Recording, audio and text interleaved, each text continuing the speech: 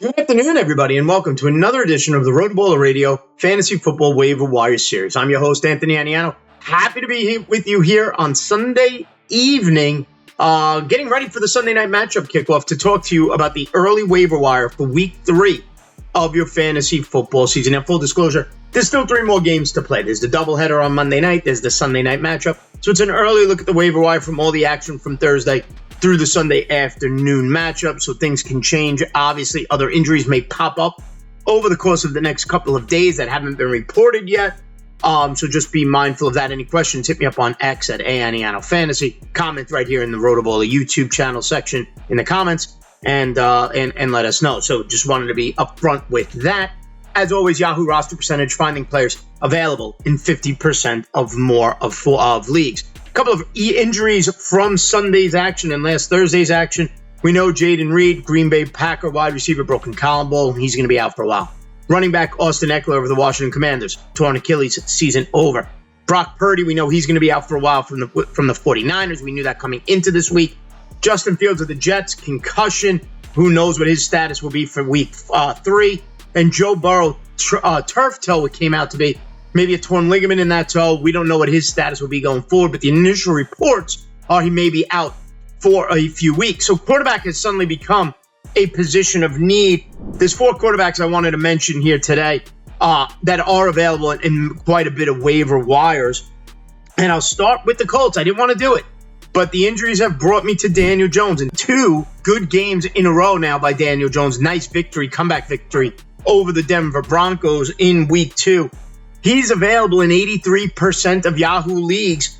Week 2, 23 of 34, 316 passing yards, a touchdown. Rushed for another one, only 6 carries for 2 yards, but did run one in. He's up to 3 rushing touchdowns on the season, 2 passing touchdowns, had 24.8 fantasy points in his 6-point per passing touchdown format. He's got 55 fantasy points through his first 2 games this year on the road at the Tennessee Titans. You may have to stream quarterbacks going forward. Daniel Jones against Tennessee, a nice matchup. That Colts offense looked great. Jonathan Taylor went off in Week 2 as well. Anthony Richardson, who is what they're saying now in Indianapolis. Up number 2 is Russell Wilson of the New York Giants. You just can't ignore the numbers he put up against the Dallas Cowboys, getting multiple receivers, Malik Neighbors and Wan'Dale Robinson, who we'll talk about in a little bit, involved. Russell Wilson is available in 95% of Yahoo leagues. He's out there because everybody expected, and myself included, that maybe we see Jackson Dart. Now, we did see Jackson Dart run a couple of handoffs, run options. But nonetheless, Russell Wilson played lights out, one of the best games you've seen him play in a long time. 450 passing yards, a career high, 3 touchdowns. Now, at the end, the interception at the end of that game against Dallas essentially cost them the game. But overall, the numbers were monstrous. Over 40 fantasy points in a 6-point per passing touchdown format. Does have a tougher matchup in Week 3 as the Giants go up against the 0-2 Kansas City Chiefs. So that's going to be something. That Chiefs defense, though, did help keep Philadelphia relatively in check. Up 3, Mac Jones of the San Francisco 49ers. He's available in 97% of leagues. 26 of 39, 279 yards. 3 touchdowns. Ricky Pearsall was involved. Juwan Jennings had a nice game. He'll be back in people's lineups Week 3. 27.8 fantasy points. And I like Mac Jones because it's a good matchup. That Arizona defense, they held Carolina and Bryce Young in check early. But Bryce Young finished with 3 touchdowns. They did stop him at the end, Arizona, to get the win. But Bryce Young was able to make plays. Ted McMillan went for 100 yards. So Mac Jones with Juwan Jennings now looking healthy. Ricky Pearsall, Christian McCaffrey. Mac Jones is in essentially a great spot for any backup quarterback. And my 4th and final quarterback as we go down the list, and it's the desperation ad, but it's Jake Browning of the Cincinnati Bengals. He's available everywhere. It's good, it's bad, it's ugly. It was a typical backup quarterback game for Jake Browning. He threw for 2 touchdowns and 241 yards, and Cincinnati let him throw the ball, 21 of 32. They just said go out there and sling it like he did in the past when he was filling in for Joe Burrow. Did have 3 interceptions, though, as well. But Cincinnati got the win to improve to 2-0. 21.7 fantasy points for Jake Browning. They're on the road against the Minnesota Vikings in Week 3. So line up those quarterbacks accordingly in case you lost Burrow. Potentially Fields if you're still scrambling for Brock Purdy. And if you lost Purdy, hopefully you added Mac Jones and you're able to roll with that. At the running back position, all reports as of Sunday night is everybody is healthy after the Sunday afternoon game, so that's good. 2 players to be mindful of, other than Austin Eckler. And that leads me to my first ad, and that's Chris Rodriguez Jr. of the Washington Commanders. Now, he has been inactive, a healthy scratch the first 2 games. I expect him to be elevated and involved. Jeremy McNichols could be involved as well.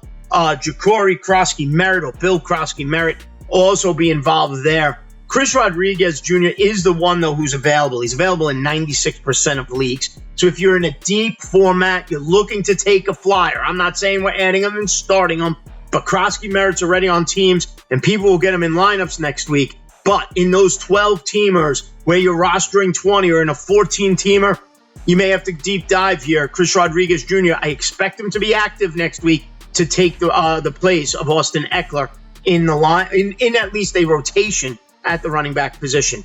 My only other running back to mention today is if you have Kyren Williams, make sure you go out and grab Blake Corum. He's available in 92% of leagues. Another running back. He's bench depth, stash him. Kyren Williams had 17 carries for 66 yards. Wasn't his best game. I think he finished with about 10 fantasy points in a PPR format. Blake Corum got a goal line carry and cashed it in. He went 5 for 44 and did get the touchdown. Tough matchup, no doubt about it, against the Philadelphia Eagles next week for the Rams. But Blake Corum is a bench stash, especially if you have Kyren Williams, because if Williams goes down, Corum is the next man up. People talked about the rookie they drafted, Hunter. He hasn't even been active. I'm not worried about him. I would assume Corum to be the next guy up if something were to happen to Kyren Williams. So have him on your roster just in case. Now, at the wide receiver position, a couple of guys had big games, but I'm not going all in on players like Troy Franklin of Denver, Hunter Renfrow with 2 touchdowns, coming back to the NFL for the Carolina Panthers in their attempted comeback. Not high on my priority. I'm not falling for it. We saw it, right? Again, and we made mistakes week 1. Calvin Austin being one of the bigger ones. People dropped Jake Ferguson for Harold Fannin, and then Ferguson gets 12 targets today. Patience is a key. So I need to see more from guys like Franklin and Hunter Renfrow. But there are a couple of wide receivers who are in nice landing spots. First is Romeo Doubs of Green Bay, as well as Matthew Golden. Golden's already over 50% rostered, however. Romeo Doubs, 16%. With Reed down, the path for those 2 players to assume major roles in the passing game for the Green Bay Packers increases. Doubs on Thursday night went 3 for 28, did get in the end zone, 5 targets, 11.8 fantasy points. He's got 9 targets in his first 2 games. They're on the road at the Cleveland Browns, who have played okay defense so far this season. But Romeo Doubs, available in 84% of formats, could see an increase in targets with Christian Watson already out, and now the injury to Jaden Reed. Up second, you got to pay attention to what Wan'Dale Robinson of the New York Giants is doing. Remember, he had over 90 catches last year for the Giants. Most of them were only for about 3 yards. It didn't go anywhere. I think he only had about 700 receiving yards on 90 catches. So in a PPR format, he was a low-end option. However, that being said, Russell Wilson is making him relevant through the first 2 games of the season. He's available in 78% of Yahoo leagues. This week against the Cowboys in that fantastic game, 8 catches, 142 yards, and a touchdown on 10 targets. He's up to 14 catches and 197 yards through his first 2 games this season. 28.2 fantasy points this week. Wan'Dale Robinson going up against the Kansas City Chiefs. He's a tough start. I'm not denying that. But I have a feeling when rankings come out for week 3, we'll see him in the top 48. So he's a potential wide receiver 4 as Russell Wilson is slinging it. And I just think the Giants are going to keep slinging it because Tyrone Tracy hasn't been running effectively. Cam Scatterboot did get in the end zone on the ground, but they're going to throw the ball with Russell Wilson and then eventually with Jackson Dart when he does take over. Now, one more wide receiver I wanted to mention, youngster from the Tennessee Titans, Ayumanner. I hope I pronounced it right. 8% roster, 92% available in Yahoo leagues. He has emerged as the number 2 option next to Calvin Ridley. It's not Tyler Lockett for Cam Ward. This week, 4 for 56, a touchdown. Fantastic play by Cam Ward, throwing across the field to get it to the youngster. 15.6 fantasy points in a PPR format. Through 2 games now, Ayumanner has 13 targets, 6 targets in week 2. He had 7 targets in week 1. So he's become an instant favorite to Cam Ward going up against the Indianapolis Colts. Bo Nix threw for 3 touchdowns against the Colts this week. Marvin Mims got in the end zone. Franklin got in the end zone. So you can throw the little ball a little bit against the Colts. So Elic Ayumana in your deeper leagues, 92% available. And finally, at the tight end position that's been beat up by injury this year early on, Kittle being the biggest name there. Dallas Goedert was out this week. 2 players to mention. Juwan Johnson, a repeat performance. He's back on the waiver wire still after a great week 1 where he was targeted 11 times.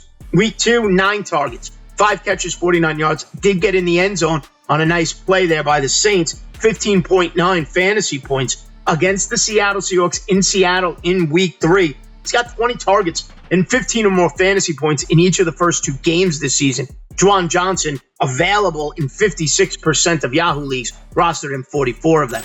And then my second tight end, again, a deeper reach, but Ja'Tavion Sanders of the Carolina Panthers was heavily involved by Bryce Young and the Carolina Panthers as they attempted to come back from against the Arizona Cardinals this week. He's available in 98% of leagues. 9 targets, I can't ignore it. 7 catches, 54 yards, 12.4 fantasy points. Gives him a total of 12 targets in his first 2 games. Now, I know it's a little skewed, only 3 the first game, 9 the second. But if he continues to be involved, it could be a nice role for Sanders. He was somebody I liked when the Carolina drafted him last year. He goes up against the Atlanta Falcons in week 3. So to recap, my top ads for week 3 of the fantasy football season: quarterbacks Daniel Jones, Russell Wilson, Mac Jones, and Jake Browning in your deepest of leagues. Running back stashes, bench stashes, Chris Rodriguez and Blake Corum. Wide receivers, Romeo Doubs, Wan'Dale Robinson, and Elic Ayumana. And at the tight end position, Juwan Johnson and Ja'Tavion Sanders. Everybody head over to RotoBaller.com, sign up for any of the premium packages, use the promotional code ACES, and save at checkout. Like and subscribe right here to the RotoBaller YouTube channel, and give me a follow on X at @Aniano Fantasy. As always, everybody, thanks for watching. We'll see you next time right here on RotoBaller Radio.